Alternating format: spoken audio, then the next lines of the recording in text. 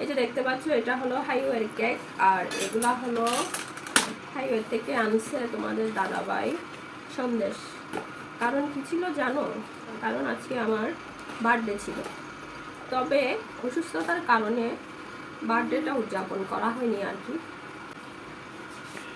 তো তোমাদের দাদাভাই আসার সময় যখন বাইরে গিয়েছিল, এই যে কেক আর সন্দেশ নিয়ে আসছে, ওর সাথে আর অনেক কিছু আনছিল, যেমন ধরো আম, তারপর আনার, আর কি মুসাম্বি, আম, আনার, মুসাম্বি, আর কি জাম্বুরা, মানে যেগুলো আমি খেতে পারি আর কি জ্বরের মধ্যে, যেগুলো খেলে মুখে একটু স্বাদ লাগে। ওকে, আর আগের থেকে তো আমরা ছিল কেনা, তারপর আমলকি ছিল, আসলে খেয়ে মুখের মধ্যে স্বাদ নেই জ্বর হওয়ার কারণে, খেতে ইচ্ছে করছে না। বাট আজকে যে আমগুলো